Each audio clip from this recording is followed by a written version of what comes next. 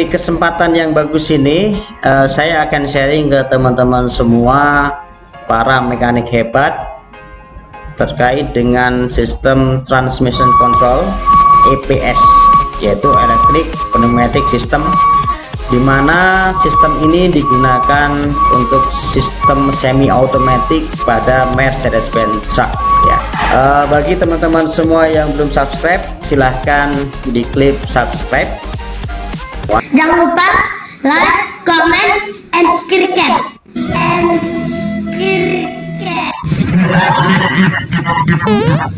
Baik, kita akan masuk ke materinya.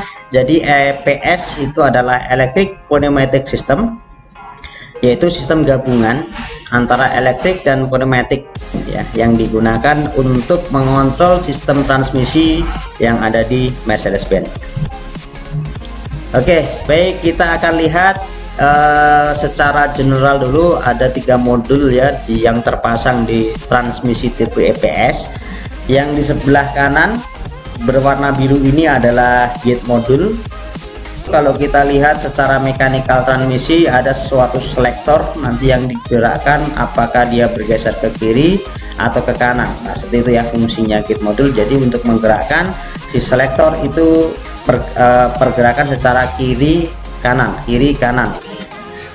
Kemudian gear modul di sini ya berwarna merah marun ini yang terpasang di transmisi sebelah kiri ini ya.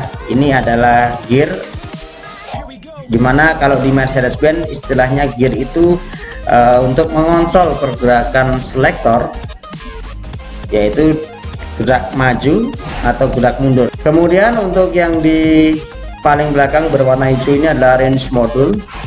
Jadi kalau sistem transmisi di Mercedes-Benz itu menggunakan gabungan antara main group sendiri, splitter, dan juga range ya. Pada video sebelumnya saya sudah sharing ke teman-teman semua terkait dengan sistem transmisi 16 percepatan maju. Silahkan dilihat di videonya pada link deskripsi di atas. Untuk range sendiri ini digunakan untuk merubah posisi, apakah mau menyeleksi atau memilih low range ataupun high range, karena hanya ada 2 itu ya. Jadi struktur fungsinya pun juga sama. Secara general kalau kita lihat, ini adalah modul elektronik ya. Modul elektronik ini tertempel, kalau di sebelah kanan gate modul itu tertempel yang namanya GS. GS itu adalah control unit transmisi ya, yang mengatur gerakan aktuasi solenoid. Jadi beberapa parameter. Kemudian yang dimaksud gate modul sendiri itu adalah ini ya, gate modul ini yang ditempelkan dengan GS control unit. Oke, kita akan lanjut teman-teman. Baik, kita akan lihat secara general dari gate modul. Gate modul itu kalau kita lihat transmisi dari ekornya, gate modul di sebelah kanan ini berfungsi untuk mengontrol si selektor ini ya, selektor ini nih, apakah mau diposisikan ke gate netral 1 dan 2. Itu adalah satu posisi di tengah ya. Pada saat tidak ada angin, maka si spring, neutraling position spring ini akan memposisikan selektor berada pada posisi netral 1 2 ya. Saya bilang gitu karena emang posisinya itu gate-nya sama ya. Nih. Kemudian kalau kita memasukkan gear 3 ataupun gear 4, maka si gate modul itu akan bekerja mendorong si selektor ini memposisikan ke sebelah kiri ya, sehingga dia posisinya berada di gate 3 4 gitu.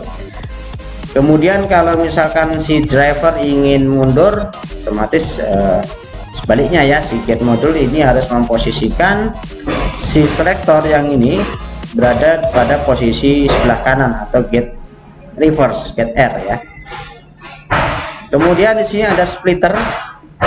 Nah, pengaturan splitter sendiri itu dikontrol oleh silinder pneumatik terpisah dari main control housing ya. Jadi tidak nyatu, tapi dia terpisah menggunakan silinder pneumatik sendiri dari sisi depan sana ya.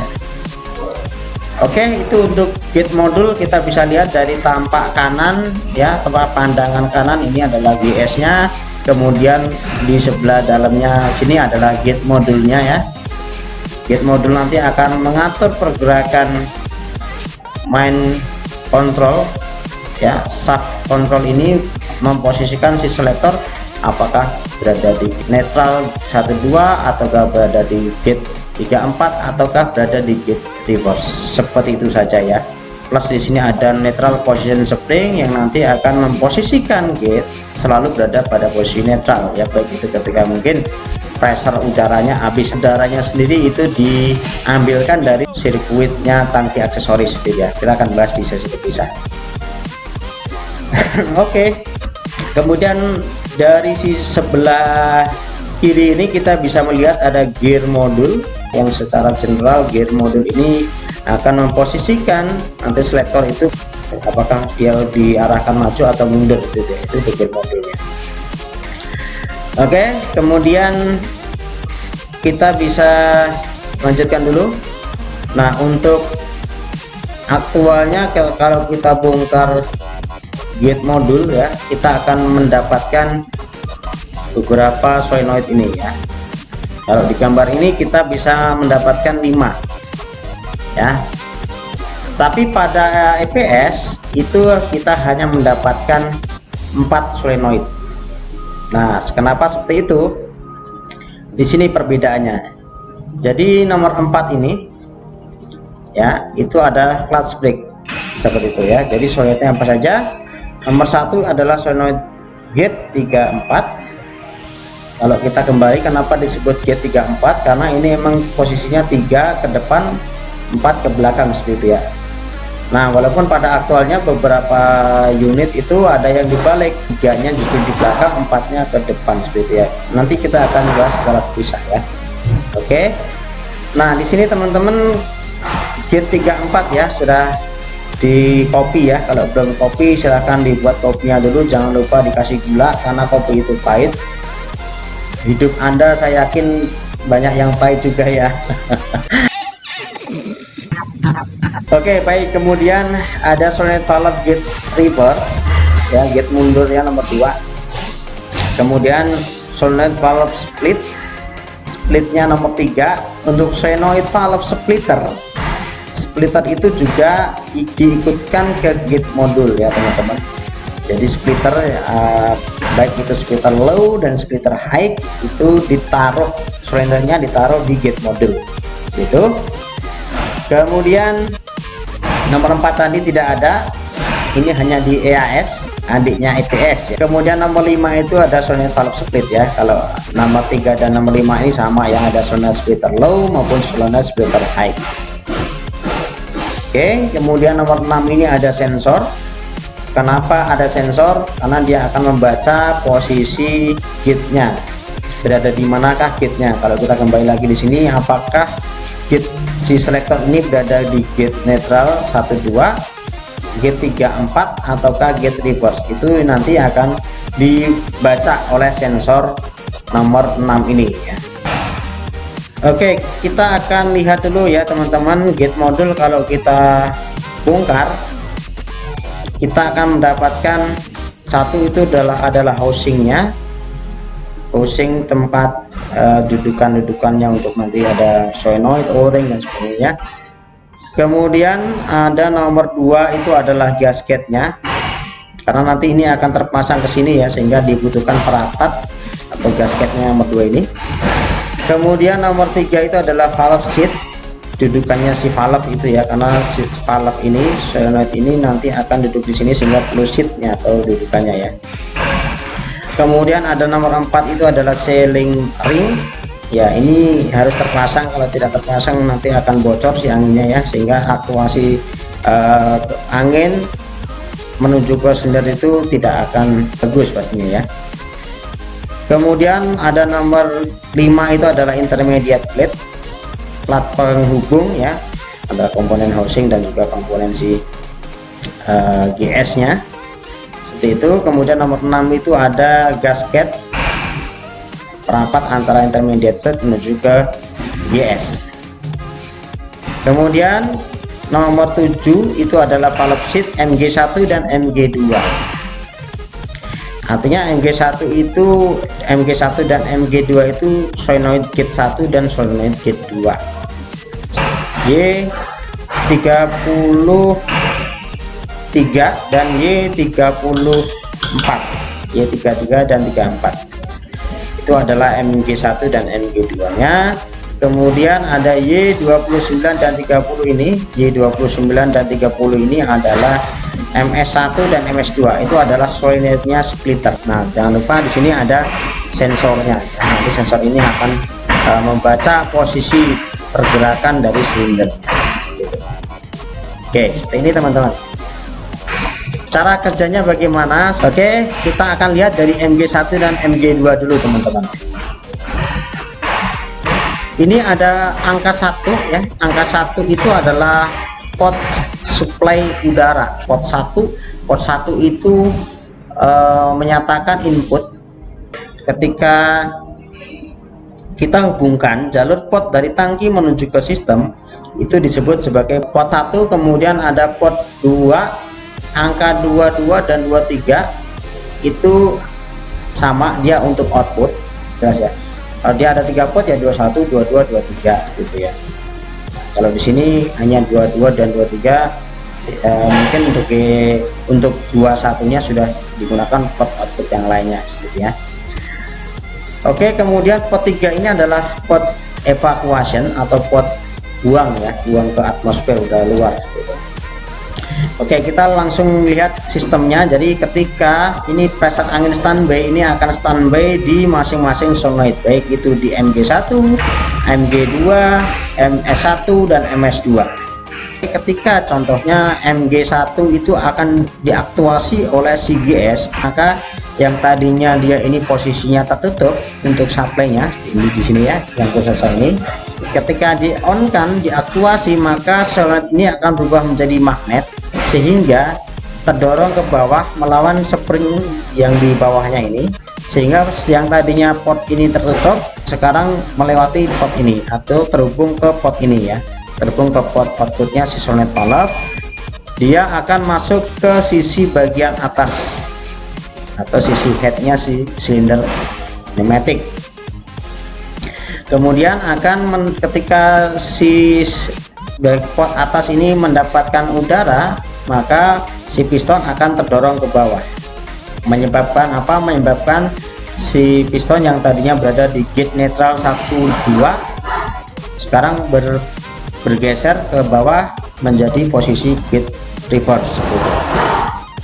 MG1 ya, MG1 itu berarti untuk reverse nya, dari netral ke reverse atau pergerakan ke kanannya ya. Dari sini awalnya ya, ini kita lihat dulu yang sini ya, misalkan ini kita geser ke kanan. Nah, maka yang tadi dari gate 1 atau gate 2 di sini tengah-tengah ini, maka digeser ke kanan terus ini sehingga posisinya sekarang berada di gate reverse. Oke, kita lanjutkan dulu ya. Ketika posisi MG2 diaktuasi oleh si GS control unit, apa yang terjadi? Angin dari pot 1 akan masuk ke sini seperti yang kayak tadi ya. Ketika tadi posisinya belum diaktuasi, maka posisinya masih tertutup. Namun ketika si MG2 diaktuasi oleh GS control unit, maka angin akan masuk menuju ke sini ya, sama kayak di MG1 tadi. Jadi yang tadi awalnya nutup sekarang terbuka, terhubung jalur menuju ke outputnya sini, sehingga pressure angin akan diteruskan, akan masuk menuju ke sisi bottom atau sisi bawahnya dari pneumatik ya, sehingga sistem atau si pneumatik akan bergeser ke gate dari posisi mungkin tadi 1, 2 sekarang ke posisinya 3, 4 itu. Kemudian masing-masing posisi apakah berada di posisi netral 1, 2, posisi gate 3, 4 ataukah posisi reverse, itu akan dibaca oleh sensor B61 yaitu gate sensor atau SGE. Oke ya, ilustrasinya di sini. Ini gampangnya ketika kita melihat shift lever itu kan ada umumnya mobil, kalau di mechanical shift itu kan di atas stick lever itu ada padnya ya, ada susunan gearnya. Kalau maju ini speed 1, mundur speed 2, ini speed 3, ini speed 4, geser ke kanan mentok, tarik ke belakang itu reverse ya, seperti itu. Nah, ini dikatakan sebagai uneven gear atau gigi ganjil karena ada angka 1 dan 3. Kemudian yang bawah itu ada gigi even gear atau genap, yaitu karena ada speed gear 2 dan gear 4. Namun di sini kita lihat teman-teman ya, yang tadi awalnya susunannya 1 2 3 4. Nah, yang di sini ini 1 2 4 3. Nah, ini salah ketik atau memang dari engineer sana yang mungkin nggak bisa berhitung nih. Oke, jadi memang seperti itu ya, didesain memang seperti itu karena untuk sistem menggunakan susunan yang menggunakan susunan seperti ini, pola seperti ini adalah sistem transmisi dengan 2 overdrive seperti itu teman-teman. Jadi memang dia didesain untuk bisa mendapatkan 2 overdrive, yaitu di speed 8 low dan speed 8 high. Makanya susunan gearnya dibalik ya, bukan lagi 1 2 3 4 tapi 1 2 4 3. Nah, kalau 1 2 3 4 itu untuk direct drive. Artinya kalau direct drive speed tertingginya misalkan 8 high. 8 high-nya itu putaran engine juga sama dengan putaran output shaft transmisi. Itu yang direct langsung. Oke, sekarang gear modul ya teman-teman. Untuk gear modul sendiri terpasang di transmisi sebelah kiri yang tadi kita sudah lihat di depan ya. Fungsinya untuk menggerakkan si selektor, apakah pergerakannya maju atau mundur atau even. Benar. Jadi untuk gear modul sendiri terpasang di sebelah kiri, tidak selalu bisa dijadikan patokan kalau gear modul di sebelah kiri, gate modul sebelah kanan. Tapi untuk beberapa tipe transmisi yang namanya APS itu adalah gearnya di sebelah kanan, gate-nya di sebelah kiri. Seperti itu ya. Untuk EPS sendiri kita bisa jadi patokan. EPS gate-nya di sebelah kanan, gearnya di sebelah kiri, seperti itu ya. Baik, jangan selalu tegang terus ya teman-teman. Kita akan seruput dulu kopi kita ya. Silahkan yang sudah bikin kopi diseruput. Kalau belum ya sabun colek nggak apa-apa. Kopi sore bro, main orang atuh. Tak ombe kopi ini Suparman Rawo. Murahane gebyur di kancane.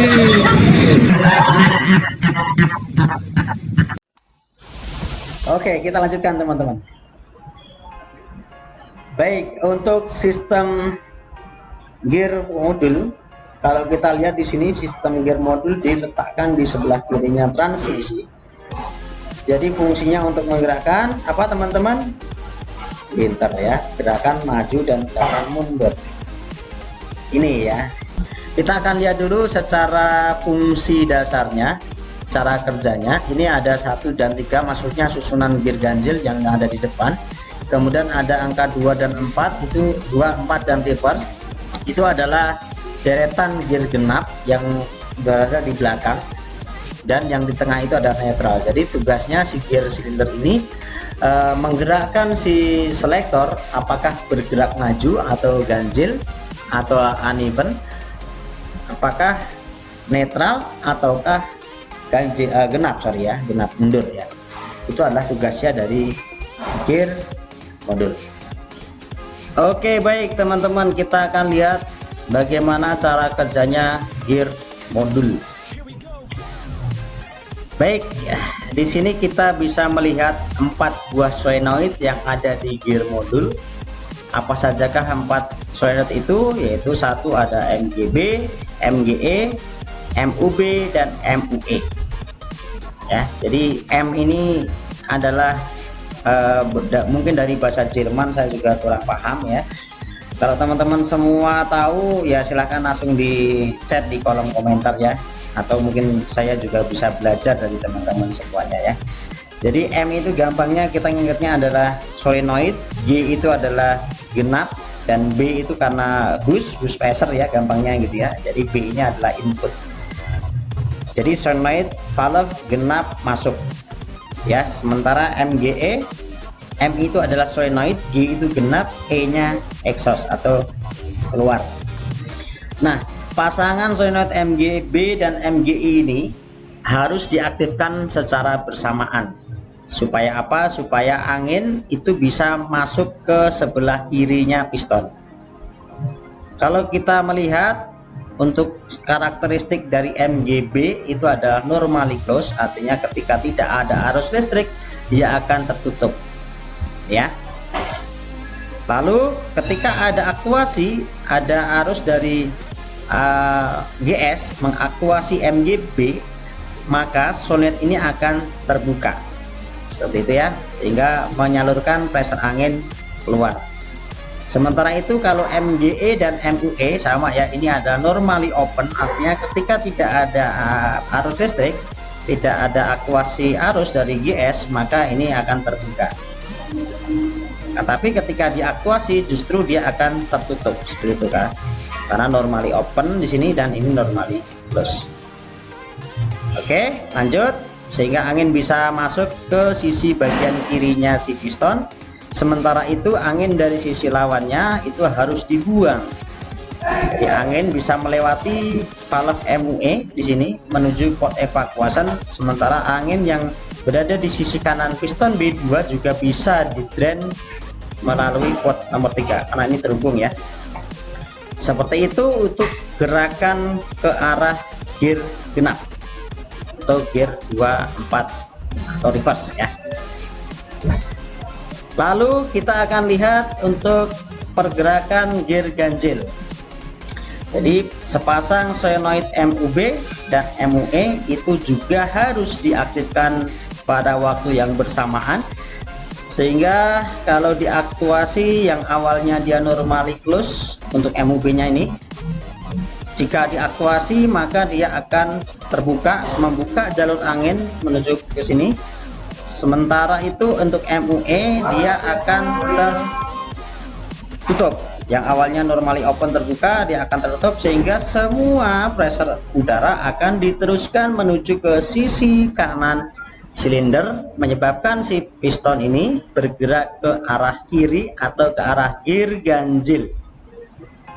Nah itu sama kayak yang tadi ya, angin yang dari sisi belakangnya sini, sisi lawannya piston itu akan di drain melalui sini ya, melalui MGE, dan juga angin yang terjebak di antara sela-sela ini ya, piston B1 akan juga di drain melalui port nomor 3, sehingga piston pun bisa bergeser mentok sampai gear ganjil atau gear 13. Seperti itu teman-teman. Kalau maju kita berarti ngomongnya solenoid uneven ya, MUB dan MUE ya, yang bermain adalah MUB dan MUE. Tapi kalau genap yang bermain adalah MGB dan MGE. Seperti itu teman-teman. Lalu pertanyaan saya, bagaimana si gear ini memposisikan selektor ke posisi netral? Jadi untuk netral caranya adalah dengan mengaktuasi semua solenoid ini ya, baik itu MGB, MUB, MGE dan MUE, semua diaktifkan. Oke, kalau semua diaktifkan maka angin akan masuk ke kanan, sisi kanan dan sisi kiri silinder, ke semua sisi ya, kanan dan kiri diisi angin semuanya. Nah inilah fungsi B1 dan B2 ya. Kalau kita berbicara teori hukum Pascal, pressure sama dengan gaya per luas penampang gitu. Jadi di mana di situ memiliki luas penampang yang besar, maka akan memiliki gaya yang juga besar ya.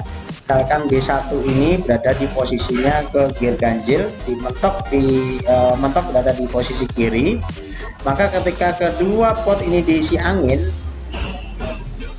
silinder akan diposisikan berada di tengah. Karena apa? Karena yang awalnya tadi tak kuat-kuatan, pressure angin di kedua sisi sama, contoh karena 10 bar, tetapi gaya dorongnya akan beda, menang yang ke sebelah kanan. Karena kenapa? Karena luas area penambangnya lebih besar yang di sisi ini ya, sini yang menang.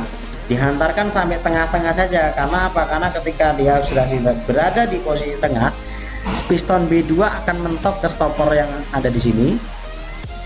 Oke, sehingga B1 pun akan terdorong ke sebelah kiri melalui gaya yang dihasilkan oleh tekanan udara dari sisi kanan, sehingga posisi selektor itu berada di posisi netral. Seperti itu teman-teman.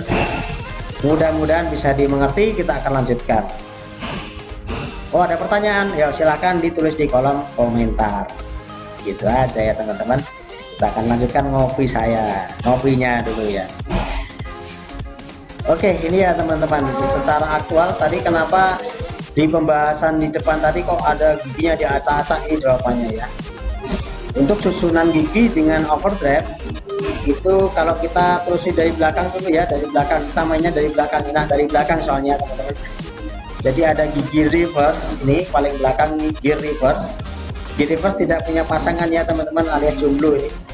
Kalau gear 1 dan 2 ini berpasangan, 1 sinkromes, 1 dan 2 berpasangan ini ya. Nah, kalau kita geser ke kiri itu speed 1 atau gear 1, kalau kita geser ke kiri itu adalah gear 2.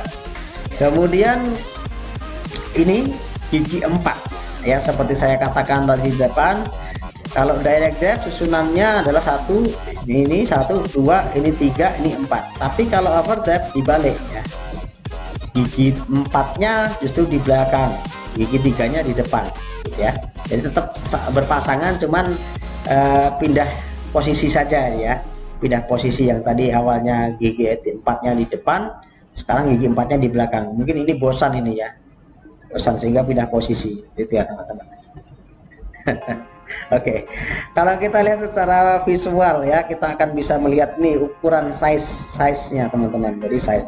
Nah, logikanya gini, ketika nanti speed 4 itu pasti akan terjadi overdrive. Overdrive itu apa?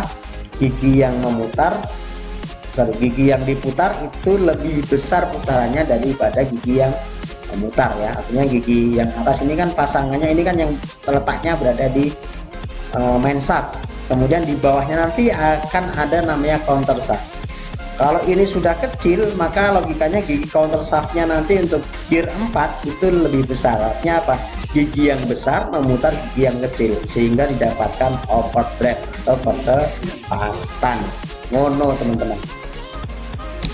Kemudian gigi 3 ini cenderung direct drive. Artinya apa? Artinya direct drive itu putaran input sampai dengan putaran main shaft sampai dengan putaran output itu jadi satu ya. Kalau kita mau lihat posisi direct drive-nya berada di speed berapa, kita akan lihat rasionya ya.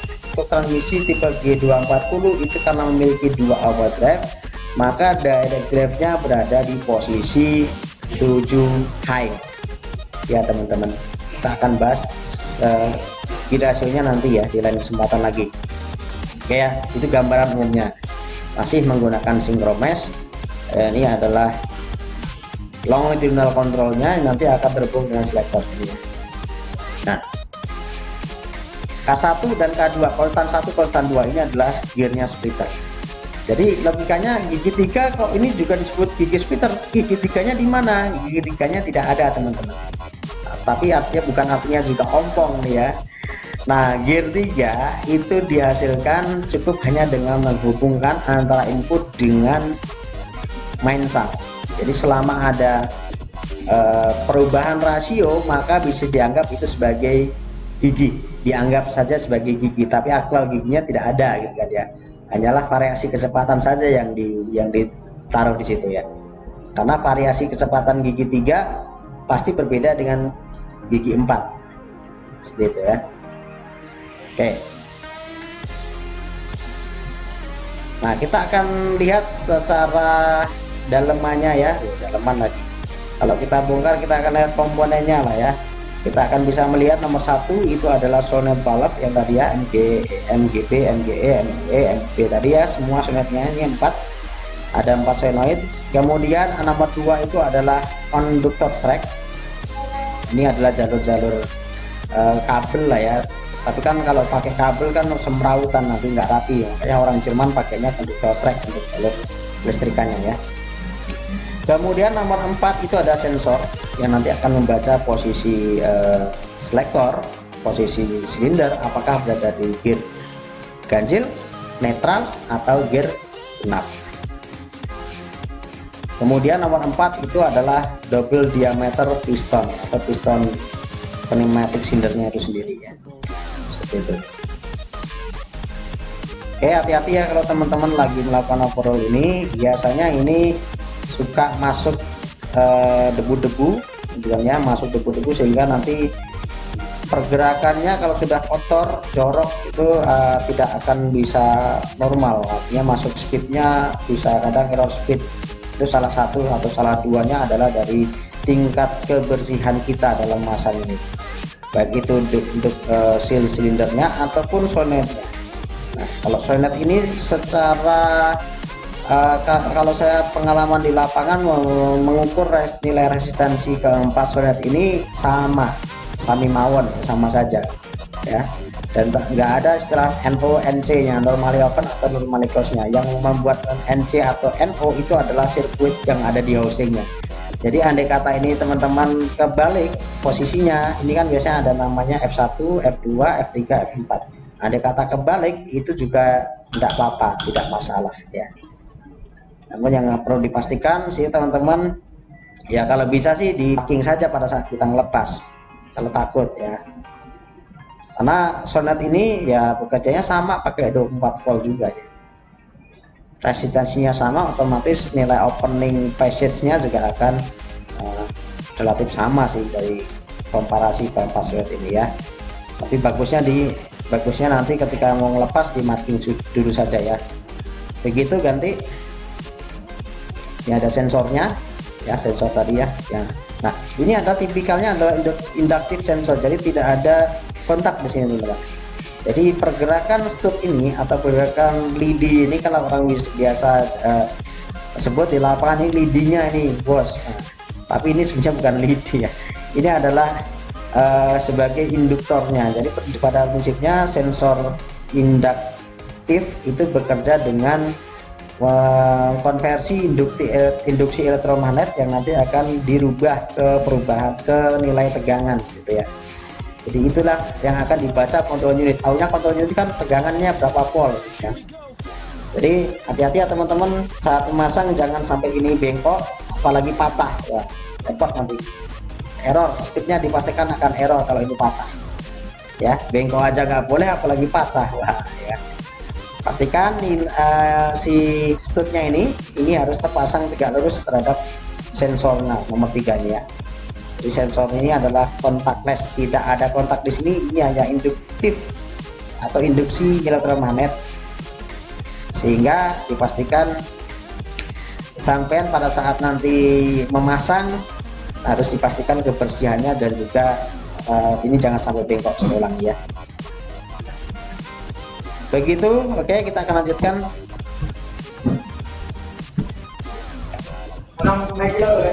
Range modul ini dipasang di ekor transmisi ya, ekor lagi di belakang transmisi ya. Jadi range modul digunakan untuk memposisikan range, apakah dia berada di range low ataupun range high gitu ya. Nah, ini kemarin juga sudah saya bahas ya, secara sederhana. Kalau kita mau memposisikan range low ya, logikanya kita harus menahan ring gear ini ya. Jadi untuk line tari itu terdiri dari tiga gear. Ada satu yang tengah ini adalah sun gear. Oke. Kemudian ini adalah pinion gear. Pinion gear ini punya shaft gitu kan ya. Punya shaft, ini dihubungkan dengan shaft output. Ada 3 pinion gear yang masing-masing shaftnya digabung ya. Dikasih shaft kemudian digabung menjadi output. Ini namanya adalah carrier yang nanti akan menjadi outputnya ya. Kemudian yang atas ini adalah ring gear ya. Jadi secara komponen utamanya ada sun gear, kemudian carrier dan ring gear ya, ring gear yang berwarna coklat ini ya. Nah, pada saat kita mau menginginkan low range atau speed 1 sampai dengan speed 4 itu pasti, atau gear 1 sampai dengan gear 4 itu pasti menggunakan low range. Makanya apa? Ring gear harus ditahan. Gimana caranya menahan? Apakah pakai tangan di kolong-kolong? Enggak, tapi ring gear ini harus diikat atau dihubungkan menuju ke housing. Kalau housing pasti diam ya, nggak ada housing berputar, namanya pecah. Jadi ring gear ini ketika sliding step ini digeser ke sebelah kiri, maka akan terhubung antara ini housingnya, housing transmisi ya, menuju ke ring gear. Artinya ring gearnya diikat ke housing, jadi diam ring gearnya ya. Kalau ring gearnya diam, maka input adalah sun gear, output adalah carrier, tapi direduksi atau diperlambat. Seperti itu ya. Kemudian kalau kita menginginkan range-nya high, maka si sliding slip ini harus digeser ke sebelah kanan. Apa yang terjadi kalau sliding slip digeser ke sebelah kanan? Ring gear yang berwarna coklat ini akan terhubung ke carrier ya. Ring gear terhubung ke carrier, artinya apa? Artinya tidak ada reduksi, sehingga semuanya planetary gear ini semua esi gelondongan muter semuanya atau direct. Jadi antara input dan output itu putarannya 1:1, tidak ada reduksi ya, seperti itu ya. Dengan cara menghubungkan apa? Ring gear yang berwarna coklat ini menuju ke carrier. Begitu ya teman-teman. Oke, saya harap teman-teman mudah memahaminya. Oke, kemudian kalau kita lihat range group itu dikontrol oleh range modul ya. Nih range modulnya. Dan pasti di sini ada sebuah solenoid dan juga silindernya nih ya. Silinder pneumatiknya di sini. Nah, bagaimana sih cara kerjanya? Kita akan lihat cara kerjanya seperti ini ya. Nah, yang menjadi catatan untuk range itu hanya memiliki 2 posisi saja, yaitu range low dan juga range high. Oke, jadi kalau kita memposisikan range low ya dengan cara apa? Dengan cara mengaktifkan Y31. Contoh seperti ini ada sama angin standby kode 1 ya, adalah angin standby atau supply dari tangki, dia akan standby di sini. Oke, ketika Y31 ini solenoid ini akan diaktuasi oleh control unit GS, maka si solenoid akan bergeser ke kiri mendorong spring ini ya, sehingga yang tadi awalnya pressure potnya supply ini tertutup, sekarang dapat ini ya, ke sini set. Nah, masuk menuju ke sisi bagian kirinya silinder, sehingga silinder bergeser ke sebelah kanan, seret, dia mengarahkan posisinya ke low range gitu. Oke, sebaliknya kalau dia diposisikan ke high range, bagaimana caranya? Yaitu dengan mengaktifkan Y32. Jadi angin pressure standby dari 1 di sini yang awalnya ngeblok tertutup, ketika Y32 ini diaktuasi, maka akan terbuka jalur menuju ke sini, dan akhirnya ke bagian kanannya silinder, sehingga angin akan mendorong silinder atau piston bergeser ke kiri pada posisi range high. Jadi tidak ada posisi netral ya teman-teman, hanyalah posisi range low ataupun range high, seperti itu. Oke, nah untuk pot ini kan ada pot 3 ya teman-teman. Ini kan dari belakang sebenarnya ada hubungan dari sini apa sini ke sini, ini pot 3. Jadi syaratnya silinder itu harus bisa bergeser kalau pot lawannya atau sisi sebelahnya itu di drain gitu ya. Artinya apa? Kalau misalkan tadi Y31 kita aktifkan, ini dari angin standby ini masuk ke sini, set, masuk ke sini mendorong piston ke sebelah kanan ke posisi range low, maka angin udara yang di sini itu harus di drain. Kalau tidak di drain ya sama aja lawan-lawanan ya kan. Nah, makanya angin yang di sini harus dibuang, di drain. Melalui apa? Melalui ini ya. Y32 karena tidak aktif ya, maka akan normalnya open, terbuka jalur menuju ke port evacuation di sini. Des gitu kan ya. Kemudian sebaliknya juga, kalau Y32 diaktuasi, maka angin akan masuk ke sini, ke sini, masuk ke sini, kemudian sisi bagian sebelahnya, angin bagian sebelahnya itu harus dibuang atau di drain melalui sini, sini, ketemu port evacuation nomor 3. Seperti itu teman-teman.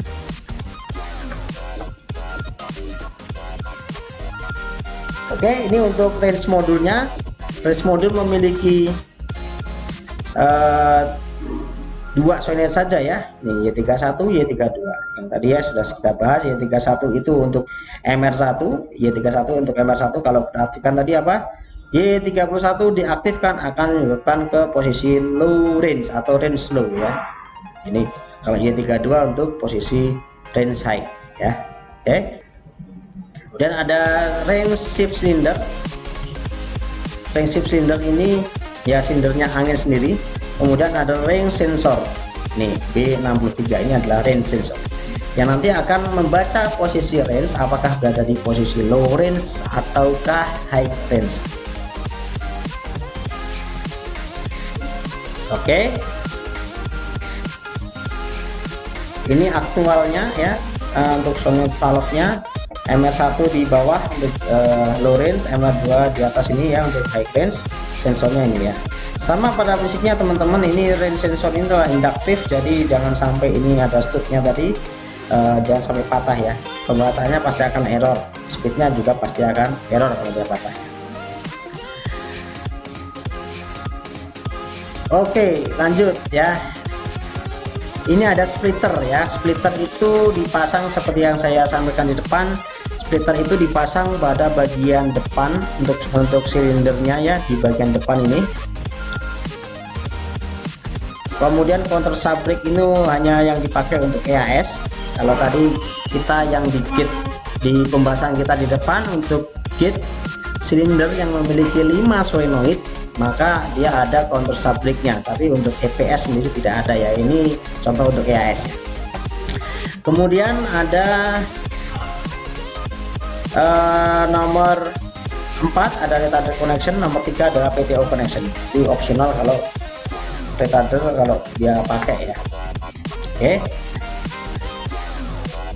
Nih ya, untuk retarder sendiri dikasih mounting option di sini. Kalau memang dia butuh pasang, udah ada di sini. Dan nomor 5 itu PTO, pompa PTO untuk sistem hidroliknya. Biasanya kalau di Actros 454 itu dipasangkan dengan trailer ya, primover dia kan, semi trailer traktor atau primover, itu digunakan untuk sistem hidrolik atau pompanya hidrolik yang digunakan untuk membuka attachment baik itu gate maupun piping silindernya ya. Jadi pompa hidrolik utamanya di sini. Kemudian ini splitter silindernya, bagian letak kalau kita mau bongkar itu dari sisi depan, casing transmisi bagian depan gitu ya. Ini nanti dia akan menggerakkan si splitter, apakah dia splitter low ataupun splitter high.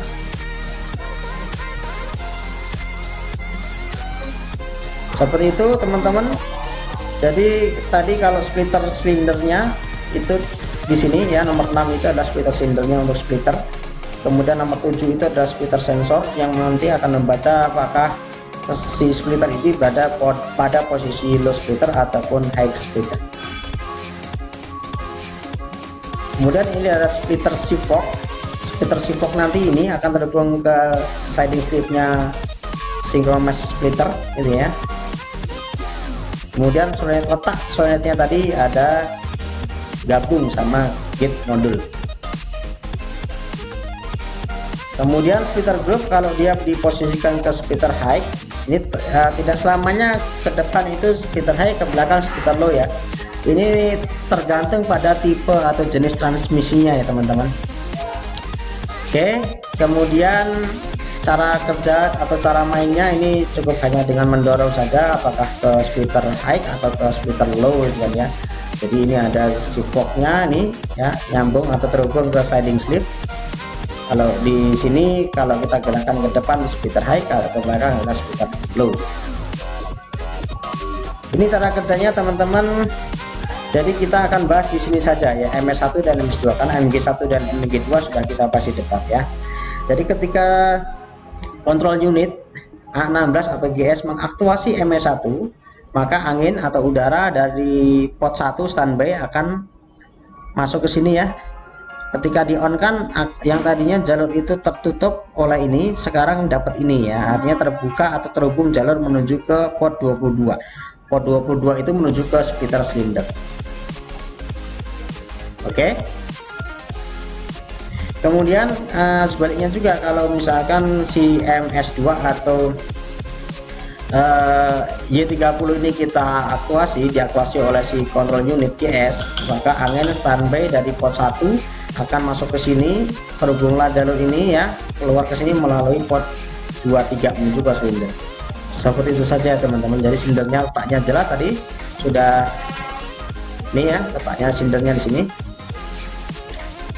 Ini ya, apakah akan didorong ke depan atau ke belakang ya. Itu adalah fungsi MS1 dan MS2.